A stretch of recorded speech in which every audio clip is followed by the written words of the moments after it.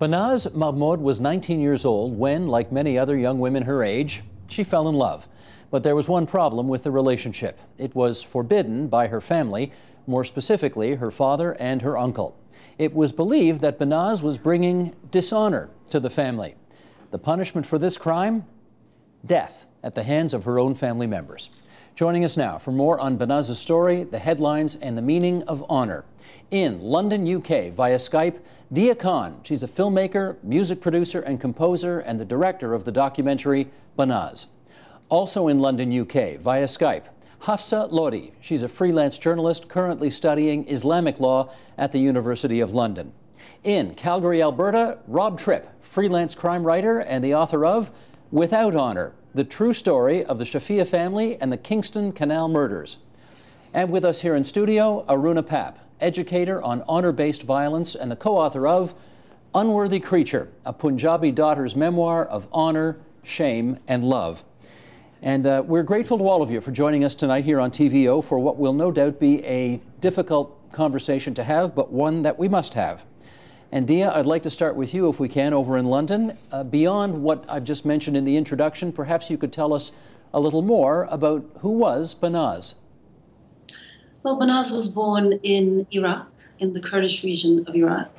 She moved with her family to London as a 10-year-old. She went to school in England. She subsequently was also married in England. But at the heart of it, I guess the best way I can describe Banaz is that she was a young woman like any young woman who had the same aspirations, the same wishes, the same dreams, and the same hopes for her life that I think most of us have, regardless of the backgrounds that we come from. A yearning and an expectation to be safe, to be loved, and to be included as part of whatever society that we live in, as full and equal human beings. How did she struggle with the idea that she was partly of the East and partly of the West? Well, I think that the expectations that she was presented with from her family were very much in conflict with her personal wishes and her personal needs to be the human being that she wanted to be and the woman that she wanted to be, which was a person who simply wanted to own themselves and have the ability to make their own choices in their own life. And I think so, in many ways, I think a lot of people have always say, is there a conflict between Eastern culture and Western culture? And I think, yes, to an extent, that exaggerates the difficulties that young people like Banaz experience. But at the very core of it, I think it's just the wish to want to be a full human being, and the wish to own yourself, and the wish to be able to live and breathe and decide over your own life and your own future. And that is what very much was in conflict with what her parents expected of her, what her community expected of her as a woman, and the limitations that imposed on her life of what she can and cannot do as a young woman. Do you remember how you heard about her story in the first time? Yes, I actually was aware of her story because it was a very well-known case, a very big case in the UK. And I remember being absolutely horrified by it. But the reason I ended up actually picking her story was because of a lot of mistakes that were made and also a lot of lessons that her story carries that I think are lessons that we all as a society need to learn from, so that we in the future will be able to recognize and be able to support and provide the correct protection for young people who are vulnerable or at risk of this. So in answer to your question, it was a very well-known case. I was already familiar with it, but the reason I chose her was these lessons that we can learn from her story, but also some of the solutions are also wrapped into her story, which I very much wanted to emphasize as well. So not just to tell a horror story, but also show that it's possible to do something. But first we must care. First we have to actually care and treat these young women as if they belong to our society and that they are actually a part of us and should not be subject to any different laws or protections or rights than anyone else in society or Canadian society. We're going to play your documentary, obviously, after we get off the air with this program. But I do want to give our viewers who are watching us now just a hint of what they have in store for them after we're off the air. So let's play a clip and then we'll come back and chat. Roll tape, please. After Banaz left her husband, she was worried that men were following her in the streets. I recognised my face, and he hasn't come to my house ever, but I've seen him on occasions, on weddings and that. And even now, when I go out, I mean, one guy, as soon as I came out of the house, he was following me with a car. I heard someone calling my name in my language. So I turned around and he told me that he should give me a lift and I should go into his car. And I said no and just put my head down and keep walking. So that day he was just following me. People following me. Or still now they follow me. And that was the main reason that I came to the police station. Okay. That in the future or at any time, if anything happens to me, it's them. It's them. Dia, a bunch of questions emerging from that. First of all, how did you get your hands on that tape? You know, I made this film over the course of about 3 years, and I didn't actually find this tape or come across it until the very end, as I'd already started editing a film together about Banaz. And the biggest challenge in making this film in the course of these 3 years, the reason it took such a long time is I could not find anyone willing to speak about her, anyone willing to share their memories and their experiences of what this woman was like, who she was, other than her own sister. And so I was so frustrated because the only way I can make some sense of this is that, you know, the intentions of honor killings is not just to murder the being of a person, it's also to murder their memory. And that's very much the feeling that I was left with in the process of making the film. I felt so desperate and so sad that I could not find anyone willing to speak about this woman. And as I say, in the edit process, this tape turned up that I was given by a police officer in England. And I remember putting this tape in to the VHS player. And suddenly this woman whose life I've spent 3 years trying to piece together and try to understand, suddenly she sits down and she just starts speaking about her own life and her own experiences. And I felt it was a very emotional moment, finally seeing her and finally realizing that no one else will speak about her, but here she is, you know, in her own voice, literally speaking from beyond the grave, telling us what actually happened to her and what she went through and everything that led up to what happened to her. Well, and in terms of a clue for the police, she essentially says, if anything happens to me, we know who did it. It's them. What did the police do when she gave them that information? Nothing. Nothing. And not only did she go to the police this one time that you just showed, but while she was alive, she went to the police 5 times asking for help. And each time she would provide them with as much information as she could possibly gather. And this particular instance, the clip that you just showed, it took the police 3 months to write up a report of this interview. And none of the allegations that she was making were followed up on or investigated while she was alive. Why do you think the response was so bad?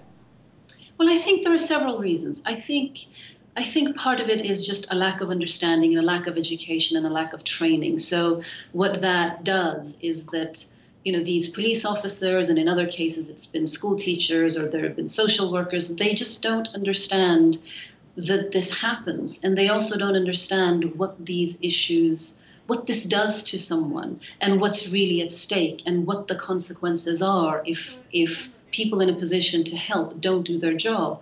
The consequences can be deadly. And I think many of our frontline service providers don't really understand that and clearly didn't in Banaz's case.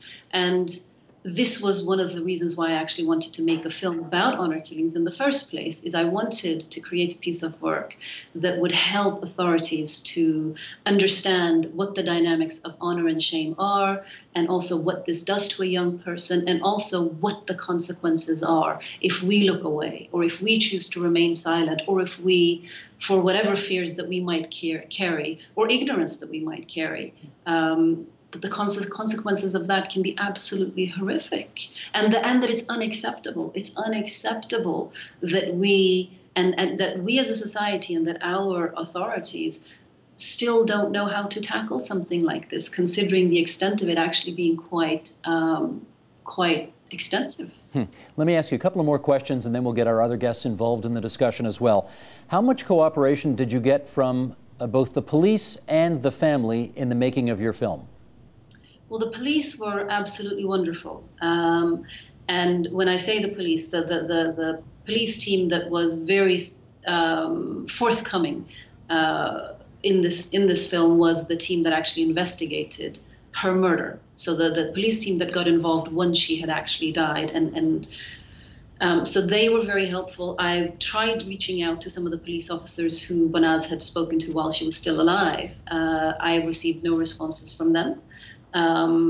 So that's the extent of the collaboration with the police. And then on the family side of it, I did try to get a hold of the uncle and the father and her other family members, and nobody wanted to come forward and speak. The family released one statement that is included in the film. And other than that, the only person, as I say, that was willing to speak about Banaz and give me a sense of what she was like while she was alive is her own sister, who you will hear speaking in the film later on. And what's the reaction been like since the film came out? You know, it's been overwhelmingly positive. It's been, I have to say, it's been a very inspiring reaction. It's gone beyond any expectations that I could have had. Several police teams in various countries now are utilizing the film as part of training and as part of awareness raising. It's not implemented as any national training scheme, but it is being utilized by individual police teams. It is being utilized by various NGOs and women's rights groups as well. It's also being utilized in some schools in different countries. So I think what I set out to do was to open up more dialogue around this issue and to get beyond the very flat and very sensationalist representations of issues like this, typically in the media. So I wanted to get behind that. And also I wanted it to be of some use when it comes to people understanding and learning a little bit more what this is. And so that's now happening. To whatever degree it's happening varies from country to country, but at least it's serving my initial purpose and my very, very deep wish. So I'm extremely thankful and very happy to see that she can finally be heard. Very good. Let's continue the dialogue now with our other guests on the program tonight.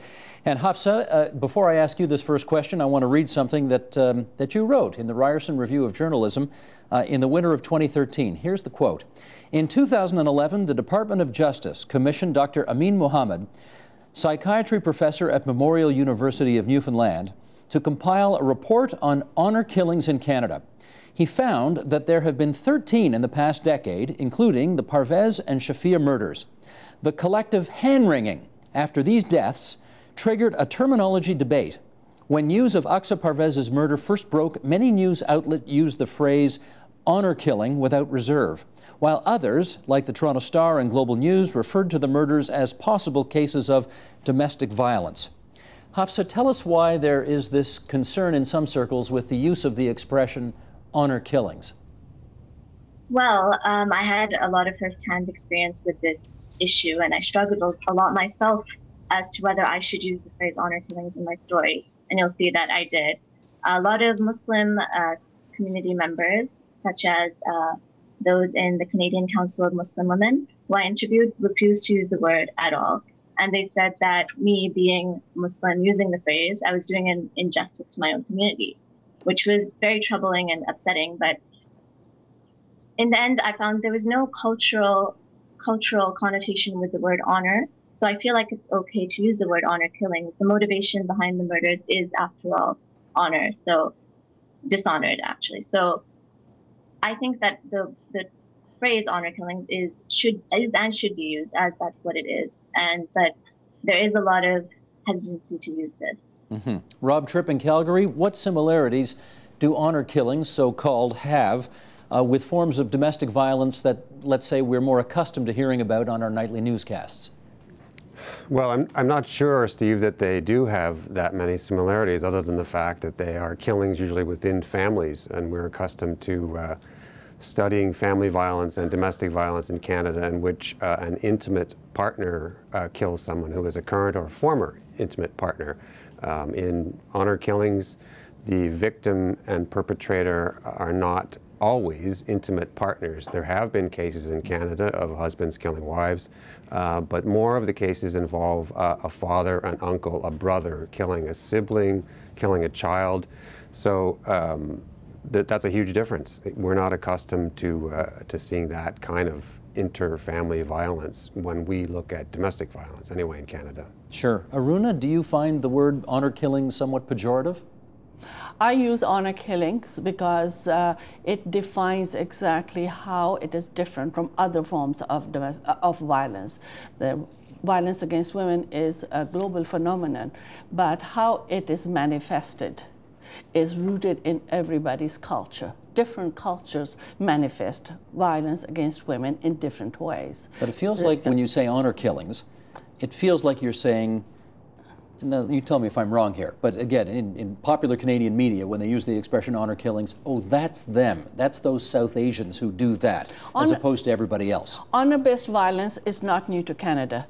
Since 1930s to 1980s, there were 360 young women, unmarried women, who were put away in institutions because they became pregnant without getting married, and they brought shame to the family. This was the Mercer Reformatory in Toronto. And they were inmates, they were punished, they were sentenced. So that is honor-based violence in Canada, in the Canadian context. And that was all white. And they were all white, and they were all Christians. So this phenomenon of honor-based violence is not new to Canada.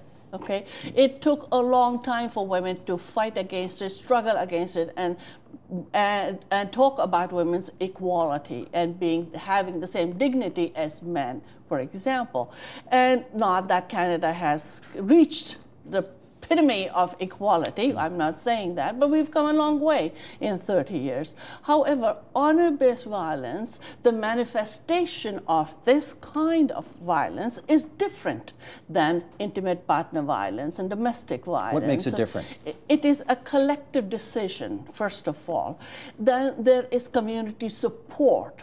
There is a collective moral judgment, just like there was a collective moral judgment on unwed mothers. It's similar. They all turn their moral blindness to what is happening to these young women. It is similar in our community as well. I have a great problem with the media saying honor killings and Muslims are the same thing. That is when the Aqsa Parvez thing happened, or Shafia murders happened, media were calling me all the time to comment and comment. Not once did I comment, because they wanted me to say, oh, these are Muslim crimes. They're not. They're happening in Hindu, so they're happening in Sikhs, and I'm a Christian. I lived it. I've lived it for 30 years. So the Muslims do not have a monopoly on honor-based violence, honor killings. The minute we stop saying that, we can have a discussion and we can talk about prevention. Okay, let's start to do some of that right now then. Dia, let me bring you back into the conversation. You told us earlier that when Banaz went to the police and tried to warn them about what potentially could happen to her, their reaction was, in essence, non-existent. Do you think that they might have reacted differently had they had a greater understanding of some of the cultural issues at play here that Aruna has just talked to us about? Well, I would like to echo what Aruna is saying. I think no society, no group of people in any corner of the world has a monopoly on violence against women. The women are brutalized in every single corner of the world. The form that the violence and the oppression takes will vary from group to group to group, but the end result is the same. You know, in the UK, for example, you have several women a week that are murdered in intimate partner relationships by their intimate partners. You know, so Banaz's end result is she is dead. The white English women I'm talking about, they're dead. So the end result is the same. The brutality is just as severe. And Asian women, Muslim women are no more or less dead than anybody else. So I think it's very important that we, for the sake of the victims and the people who are at risk of this, I think it's crucial that we move the conversation beyond. Absolutely. Is it Muslim? Yeah. Is it cultural? Is it this? Is it that? I think it is an abuse of people's human rights. I think it is unacceptable that any of our citizens is treated like this or subject to this form of violence. Where the level of understanding must be built is understanding the actual constructs of what these crimes are like, what the traits are, what the players are. For example, you know, you brought up domestic violence earlier, that you will find one intimate partner against another, and you will not find the same collectivity that you find in honor killings. So the reason we need to understand these dynamics and these specific differences in the various crimes is so that we can provide the best possible protection for young people, and particularly women who are at risk of this. And once the crime actually happens, that the crime is investigated accurately. What I do not accept, and what I find really frustrating, is that people want to make these judgments of it's Muslim, it's this, it's only that. It's besides the point, quite honestly. Yes, it happens a lot in Muslim communities. Yes, it happens also in Hindu communities, Sikh communities, and whatever other communities. The thing is, the suffering of women within minority communities is constantly being made into a political football that is used for people's political or public stands that relates to completely something other than any genuine caring for the suffering of women. So I would like us to constantly shift the conversation back as much as we can to the reality that these women are enduring, rather than, is it Muslim, is it this, is it that, is it that? It's a crime, it should be treated as such, it should be punished as such. Where the understanding comes in is where the preventative work will benefit and where the investigations will benefit. Okay, Banaz's story is going to be new to many people in the province of Ontario. It won't be after tonight when they watch this program and the documentary that you made, Dia, that follows us tonight. But the story of the family from Kingston, the Shafia family, will be much better known to people here in the province of Ontario. And Rob, I want to bring you back in at that point. Just set up the next few questions I'm going to ask you by reminding everybody of some of the details around the Shafia family. Sure. And the Shafi family case bears many similarities to Banaz's story as well, in that the victims in the Shafi case went to authorities many times before their deaths to say that they were being abused and controlled at home, and in some cases that they feared they were going to be killed. And again, our authorities, law enforcement, child protection, didn't know how to respond, did not respond appropriately, and so we failed to save any of them. So in this case, we have an Afghan family. Mohammed Shafi grew up in Afghanistan. He brought his family of 7 children, 2 wives, and himself to Canada in 2007. And I think that Shafi completely underestimated the effect that the very open and liberal culture would have on his family, who had been raised in a very strict, very controlled situation. They went to an Islamic school in Dubai, which was the last place that they lived. The girls, particularly the teenage girls, got to Canada. They got to Montreal, and they discovered this incredibly liberal culture where the girls dressed in tight jeans and flirted with boys at school and wore heavy makeup. And the girls had never had that sort of a life. They were not allowed to have boyfriends. They were not allowed to consort with the opposite gender at all. They weren't allowed to have social lives outside of school and home. And so these girls simply wanted what they saw around them. They wanted the opportunity to hang out with boys. They wanted to be able to go to the local pizza shop, you know, and sit down with a cute boy who was going to pay them attention and flirt with them. And they started to do those things, and those things were a huge affront to Mohammed Shafi. He believed it was an insult to his honor. He lost control of his family, of his girls particularly. and he saw his first wife, Rona, as a sort of co-conspirator in this defiance. And his youngest daughter, Gidi, who was 13, also started to do terribly in school. She wanted to emulate her older sisters. She wanted to dress in these Western fashions, revealing clothes. She wanted to flirt a bit with boys. She was, you know, prepubescent basically. But so they had these 4 women in the family, 3 girls and 1 woman, who seemed to be a unit and who were defying the patriarch. And eventually he made the decision that he had to kill them to preserve his honor and to stop their disobedience. I think I said they were from Kingston. Of course, they're from Montreal. The story ended in Kingston, and perhaps you could fill in the details of what happened in that city. Sure. So Shafia concocted this plot. They were going on a family vacation to Niagara Falls. They drove to Niagara Falls, but they very quickly, after a couple of days, turned around and drove back from Niagara Falls toward Montreal, but they stopped in Kingston, where, and you have to remember that it was not established with certainty at trial how the victims were incapacitated, because these 4 victims were found dead in a submerged car and they had died of drowning. That's what they determined at autopsy. But it certainly appears that the 4 of them were somehow incapacitated, Rona and the 3 girls.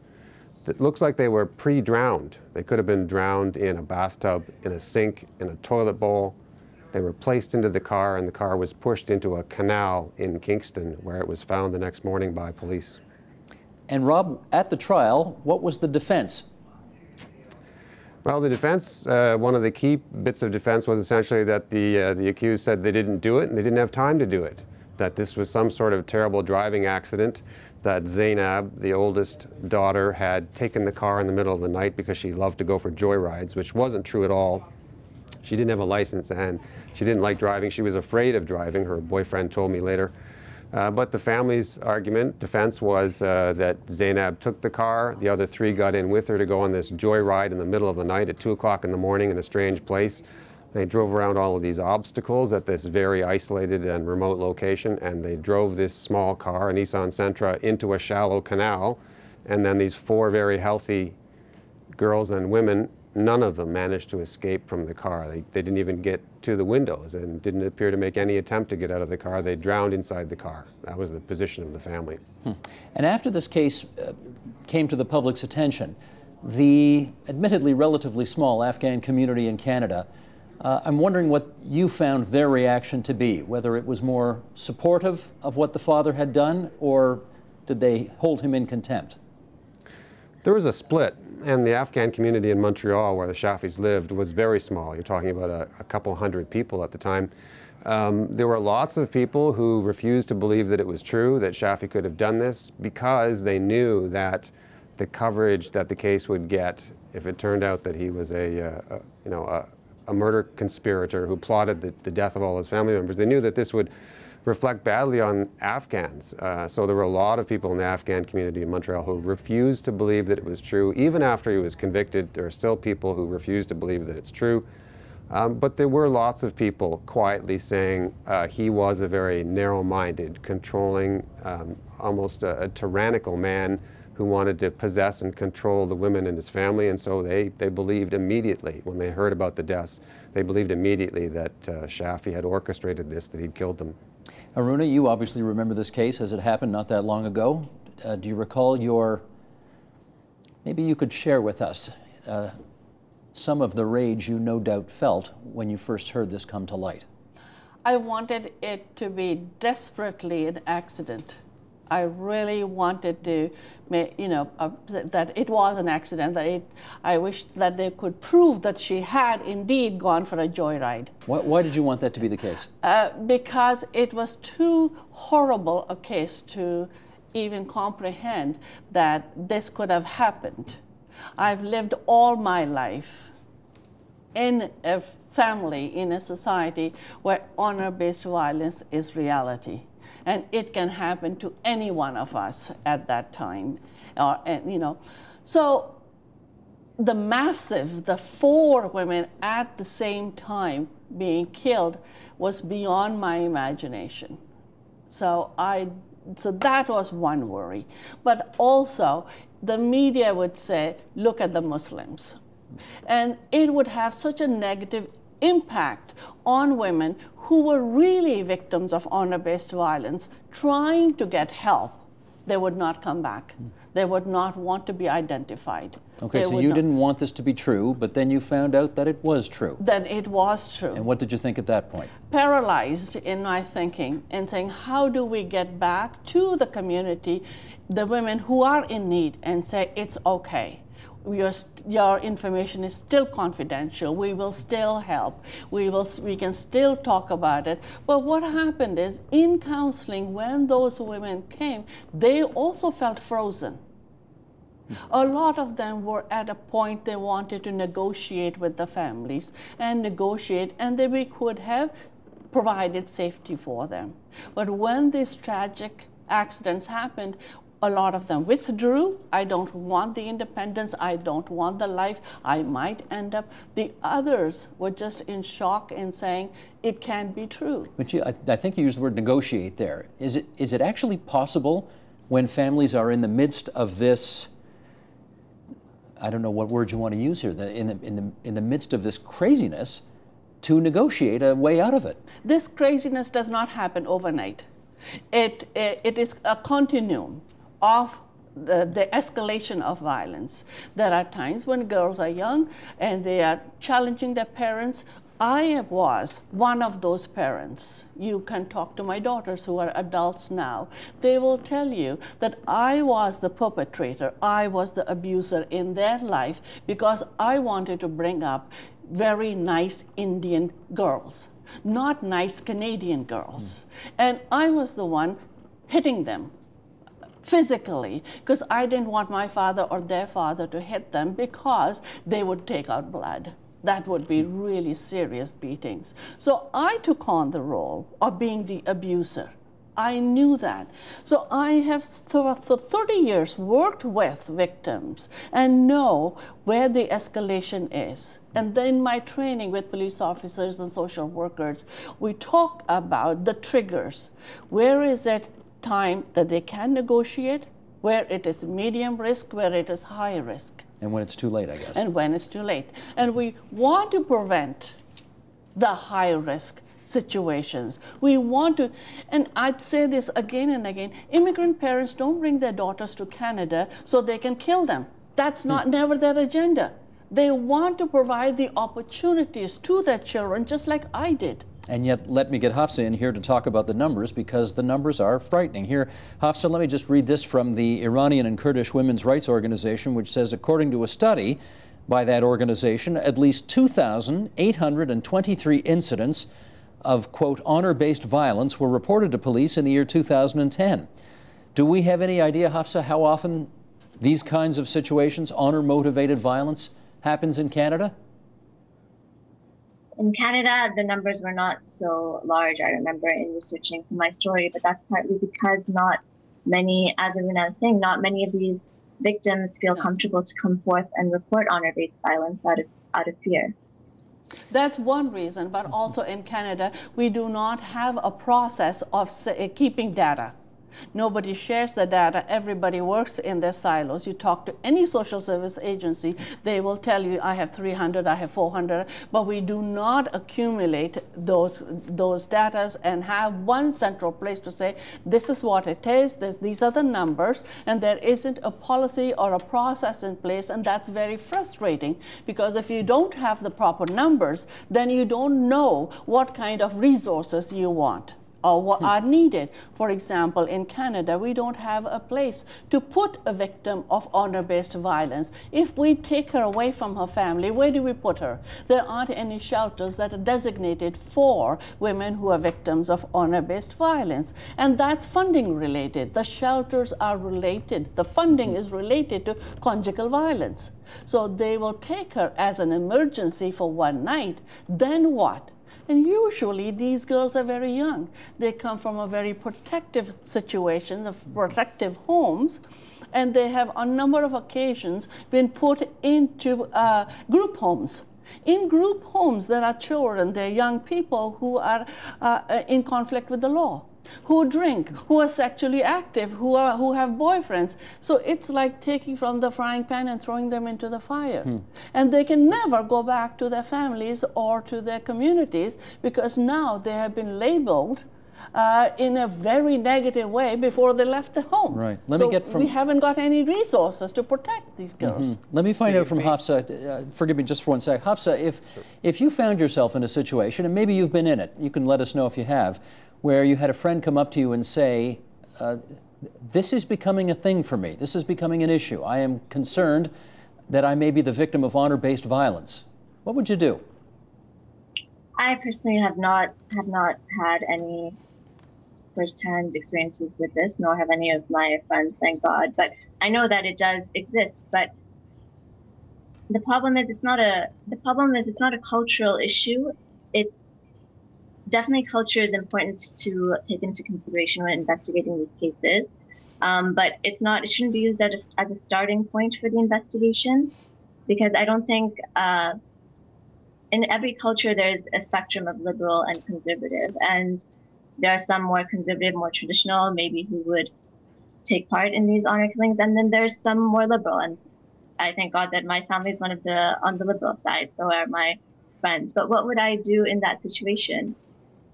It's hard, but I think it's important, as Dia touched on in her documentary, that Banaz's sister, I think the last line of the documentary says that Banaz's sister wished she would have taken Banaz with her when she left the family. And I think you have to leave the family.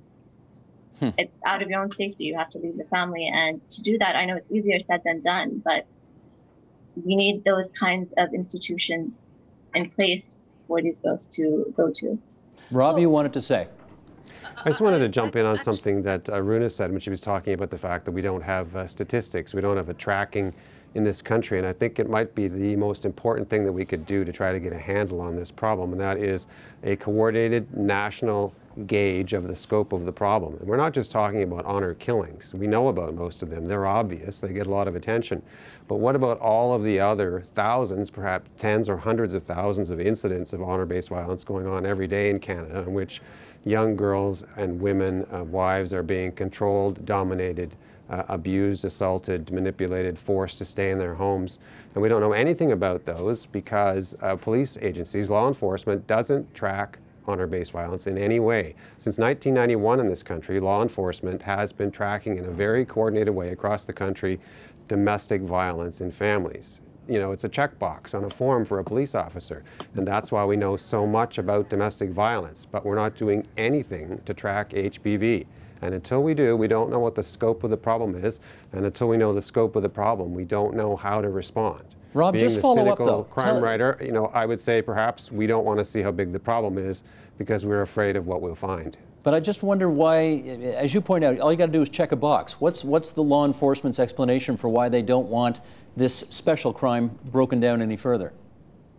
Well, there are a lot of good police officers who do want that sort of tracking, and the resistance from the brass is generally that they're afraid of the political sensitivity, that we're going to be seen to be targeting South Asian communities, or we're going to be seen to be targeting Muslims. And we have to get past that, as some of the other panelists said, and stop worrying about these other factors and just start to look at the fact that young girls and women are being seriously assaulted and murdered. We need to get a handle on how often it's happening and where it's happening and how we can try to prevent it. Aruna, we're a little too politically correct on this. Is that part of it? I wanted to comment on two things, and one is that I travel all over Canada conducting these workshops, and my premise is that honor-based violence is culturally rooted, and I'll talk to that in a minute.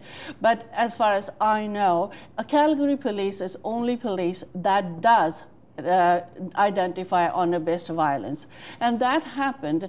I had done training for the Calgary Police 3 different times. I keep going back to them, and one call came in, and this officer answered the phone call, and Calgary Herald writes about it, and he said, "Oh, this is what Aruna said. This is what Aruna said. This is what Aruna said." They went to the airport and they brought that girl back. She's in her 3rd year college now, and saved the Calgary police has done it 3 times. When they did it, then the brass allowed them to put honor-based violence, HBV, on their forms. So any police officer responding to domestic violence, the file comes up and it says so. Then he can decide whether he needs backup. Okay. And he can decide if he needs interpreters, and he can decide, you know, and so there's a backup. So there is this police in Calgary who's doing it. Okay, I want to establish some of your bona fides on this, because this is not an academic exercise for you, right? You've lived this. No, it's not. I've lived this. Can you share some of your experience on this with our viewers? Well, I've written about it so many times. I think I got into this kind of problem because I grew up in India. I was born in India. My father was a very famous church pastor. He was a very famous church pastor in Canada as well. And he had in his church, there were at least 500 written members. So the community was tight. I'm the oldest of 7. I could not have walked away from arranged marriage. It was arranged when I was 17. Honor-based violence, my father would have preferred that I died. And as I was brought up in that culture, in that religion, in that community, I would have preferred my father strangle me than get a divorce, because that was my socialization. Somehow less shameful. That is less shameful. But what happened is I gave birth to 2 daughters who happened to be Canadians. And I was working as a short order cook at York University in the morning, as a local room attendant in the afternoon. And there I came face to face with what some people called at that time as feminists. Now, these were scary people. They were talking about things that were opposite of what my father, my culture was saying. Like equality and freedom. I could not be seen with them. I was scared of them. Well, what they were saying is equality for women. And I wanted that for my daughters. But the way they were presenting equality didn't fit in my cultural mosaic. So you got out of that first marriage, that first situation. And paid the price for it. Well, that's what I'm wondering. What was the price? The price was, there was a family meeting. There was, you know, what are we going to do with it? And I was the first South Asian woman to go on national television and talk about domestic violence. And the community backlash, as you remember, in the 80s, South Asian community was written up by the journalists as model immigrants. Remember, those words were only used for South Asian community. Here I was going on national television and saying, this is what is happening. I walked away. My life is being threatened. These are 1,800 women I have spoken to. Okay, but you've remarried, yes? I've remarried, happily so. Who did you marry? You don't have to say his name, but what community is he from? He's part Hungarian and Scottish. So I'm going to guess here, Hungarian-Scottish means he's not from India. He's not from India. Okay. And it's been a wonderful 26 years honeymoon. I'm glad to hear that. How has your sort of former family reacted to all of that?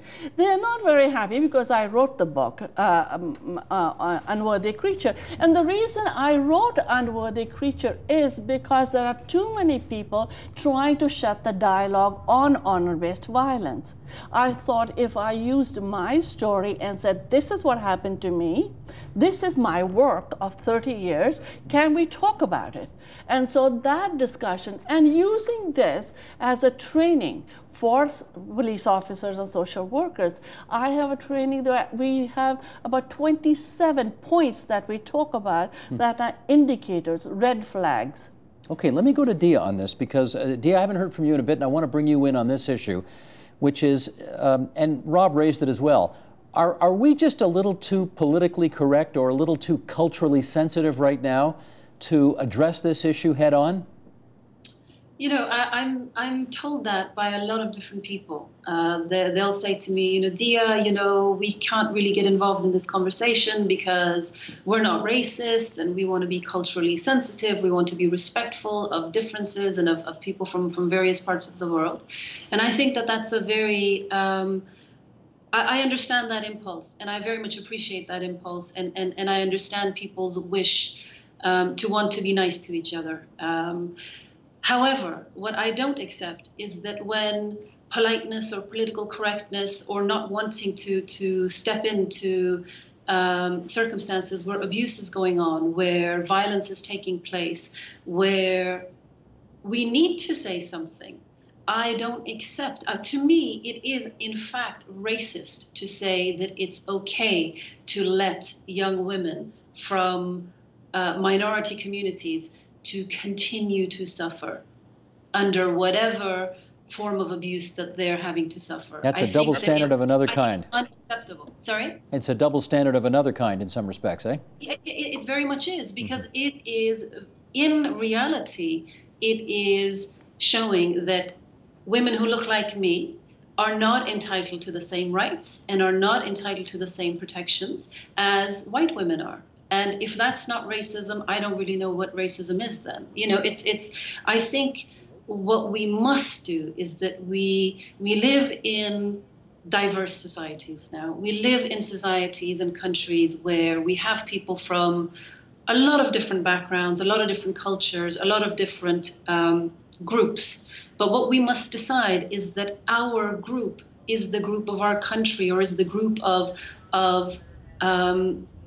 a society where the rule of law cannot be compromised, and the rule of law must apply to absolutely every single citizen in our country. And the fact that there is no flagging system or accurate reporting on these issues, I think it just further demonstrates that somehow we just do not want to treat women within minority communities as if they are full human beings. So as a woman from that community myself, I resent and refuse to be put, first of all, be discriminated against by men within my own, you know, my ancestral community, and then have to face a second form of discrimination, which then comes from white, well-intentioned, polite, politically correct people who say, well, it's your culture, you should deal with it. We don't want to really interfere because we're trying to be nice.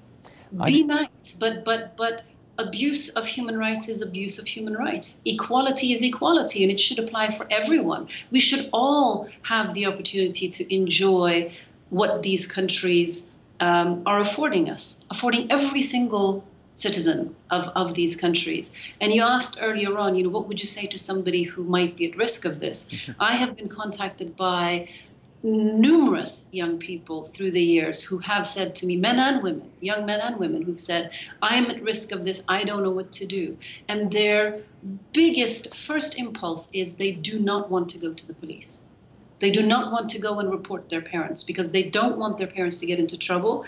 Secondly, they are so afraid that they're going to be met with no understanding for what they're actually going through. So they would, and they don't want their parents to get into trouble. They just want the abuse to stop. They just want to be safe. They just want to have an ordinary life. And the only advice that I've been able to give them is you must go to the police. If you feel that your life is in danger, you must report it. And if you don't feel comfortable doing that, then you must reach out to women like Aruna or to NGOs and women's rights groups and also shelters that exist in various countries, even if they're not particularly well equipped potentially to deal with honor-based violence. Still, you must ask for help. You must reach out and say that something is wrong. And then beyond that, it's our duty then to do our job. And then we must provide the accurate support and the accurate understanding for our young people. And we cannot afford to let them down in this way. And I think I'm just going to repeat what I said earlier. We desperately, desperately need the conversation to move beyond Islam, Christianity, Sikhism, Hinduism, this, that, and the other, or group rights, or what our community leaders or, you know, bearded representatives saying about this. The reality is many of our young people are in desperate need of understanding. And the more we shift our conversation, the public conversation, away from that reality, the less likely they are to want to come forward because they're so scared of their cases being utilized again as a political football. Well, of course, media have a responsibility in this to cover it and to cover it in the nuances that it deserves. But on the other hand, we do live in a bit of a crazy media age here, and I want to bring our two journalists in at this point and get their opinions on how they think media have covered these. The Shafia case, of course, the Aqsa Parvez case in Canada. I'll start with you first, Hafsa. How do you think, it's very difficult to say the media have covered this because we can't cover it all in one broad brushstroke like that, but generally speaking, how did you find the coverage of those two stories? Very much setting up an us versus them, East versus West culture clash type of narrative. I don't know if you'll recall the 2008 Toronto Life cover that wrote about the Aqsa Parvez case, and it showed a picture of her. It was an illustration, actually. She was posing, and she wasn't wearing any clothing except one little strap was, it was like from the neck up, and all you could see is one strap. It was a very sexualized image, and I found that very disrespectful. And it was a very sensationalized form of reporting. The story, put that aside, the picture is what people are what's going to draw people to the magazine. In the same way, Shafia, with the Shafia trial, the girls' personal photos from their mobile phones were used. Pictures of the girls in bikinis were discussed. Their personal photos that they'd sent to their boyfriends. All of these were used to set up this kind of culture clash narrative. And I found that with the Toronto Life example, a year later, there was a different victim, Stephanie Rangel, in 2009. She was stabbed by her boyfriend, and the only image shown of her in the story was an illustration of her, nothing like these exotic, scandalized images of the Muslim girls that were shown. So I found that very interesting. When it was an honor killing, everything's so much more sensationalized, and girls are almost more disrespected, I found. Them being Muslim girls especially, there was a degree of hype that was not given to a stabbing victim who was white. Rob, the suggestion seems to be there was a double standard here in the way that the victims were covered. What's your view on that? I would defend, forever the publication of those photos of the Shafi victims of Zainab, Sahar, and Gidi, no matter how they were dressed, particularly in that case, because when I covered that trial, almost 50 days of trial, almost 50 witnesses, thousands of pages of material, and those photos were critical evidence that the prosecution used to convict Shafi and his two accomplices. It was critical to understand that he had an emotional reaction to those photos when he saw them, and he tried to deny that he saw the photos before the murders took place. So those photos were critical to understanding the mindset of the perpetrators. They were, in fact, Tuba testified during the trial in her own defense. She testified that one of those photos, supposedly provocative photo of Sahar, in fact, all she was wearing was a denim miniskirt. That was the key thing that set Shafi off, Tuba testified in the trial. That was the thing that caused him to erupt and to begin swearing and calling Sahar a dirty prostitute, a terrible, despicable girl. So, to not present those photos publicly is to deny the existence of some of the key evidence in the case, or to withhold it from the public and say, we're not going to let you look at it because somehow you'll be offended that a girl's wearing a miniskirt. Hafsa, do you want to come back on that? So in that respect, my argument would be for the next victim, Stephanie Rangel of 2009, who was stabbed by her boyfriend. None of her personal photos were shown. It was just, an illustration. I definitely see a double standard in that. Aruna wants in. But in the case of the Shafia girls, and I agree with Rob completely, is that the skirt was the motivator for the killing, the cultural clashes. Okay, in the other girl that Hafsa is talking about, the skirt was, or personal pictures would not have been the reason for her to be killed. There were other reasons. So the motivation for honor-based violence is rooted in culture and how we see the culture. We may not want to talk about it, but when we are doing training, then we have to say, what is it that offends the parents? And that which offends the parents is rooted in the culture. Culture is fluid. Culture can be changed. My parents, after 30 years, started to see the difference. I changed my cultural view as well. Took 30 years though, eh? No, mine changed sooner than that. But my your father, parents? Yes. 30 years. To support my work, yes. But it is constant. But if you don't talk about what offends and why it offends, then we cannot do a proper risk assessment. Okay, we're down to less than 5 minutes to go here, so let me try this. And the focus again is what Dia is saying and I am saying is prevention. Prevention. Understood. That's the dollar. And that's exactly what I want to ask Dia about. Banaz's case in the United Kingdom did lead authorities there to change some of the ways they do things. Can you fill in some of the blanks there and tell us what's changed since this case happened? Well, I think the public awareness is far greater. I think that the police and authorities are much more alert now than they were when Banaz was around.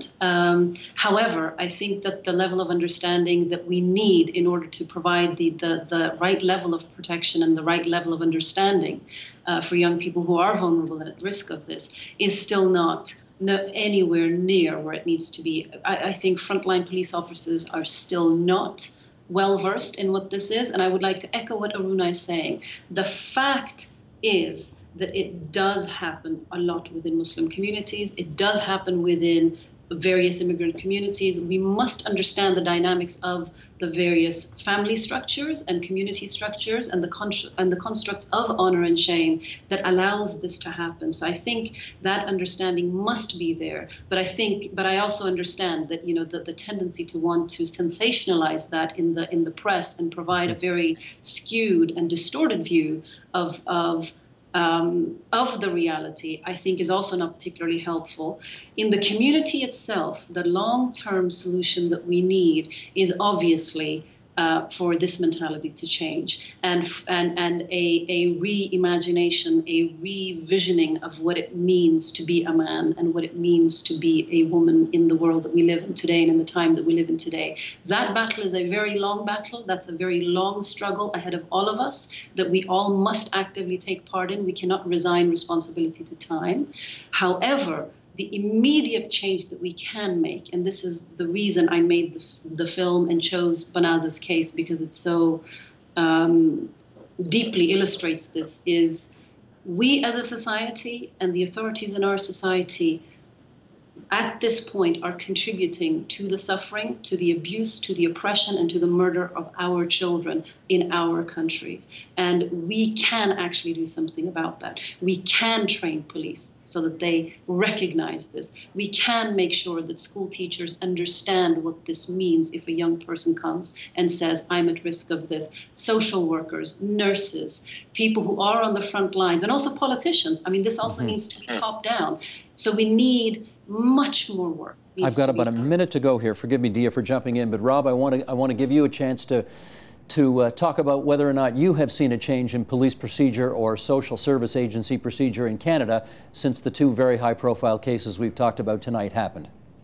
There have been improvements, and as Aruna said, the Calgary Police Service is leading the way, I think, in terms of responding to honor-based violence. But there is still no organized, coordinated national effort to train police officers, child protection workers, teachers, social service workers, counselors to identify the issue. So I think that is critical. We need a national strategy. I see nothing from the federal government other than a few handouts of politically expedient grants to some community agencies here and there across the country. That's not going to do anything to really address this issue. So there has been some training, but we need mandatory training for all law enforcement and child protection workers particularly. Okay. Dia Khan, Hafsa Lodi, Rob Tripp, Aruna Pap, it's really good of all four of you to join us tonight on TVO, and thanks so much for this conversation in advance of the playing of Dia's documentary later tonight on TVO. Thanks so much, everybody. We're really glad you could join us. Thank you. Thank you. Support Ontario's public television. Donate at tvo.org.